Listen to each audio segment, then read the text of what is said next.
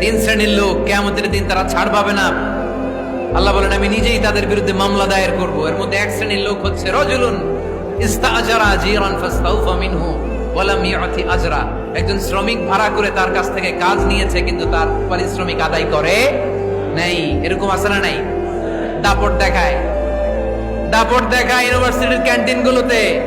ইউনিভার্সিটির ক্যান্টিনে যে খায় মাগার বিল দেয় না, এরকম টাকায় দাসরা নাই। চায়ের দোকানে চা খায় আগে পরে দিমু, বিল দেয় না, আছে না নাই? দোকানে যে পণ্য কিনে বিল দেয় না, পরে দিমু, আছে না নাই?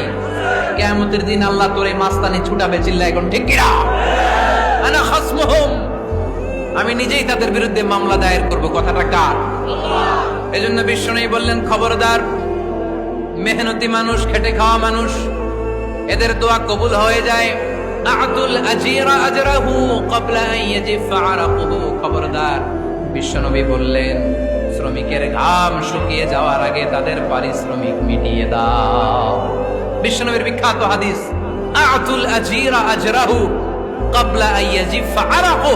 শ্রমিকের ঘাম মাটিতে লাগার আগে, শুকিয়ে যাওয়ার আগে তাদের পারিশ্রমিক মিটিয়ে দাও। কেননা তারা যদি বদদোয়া করে তোমার জীবনকে জাহান্নাম বানিয়ে দিবে কে?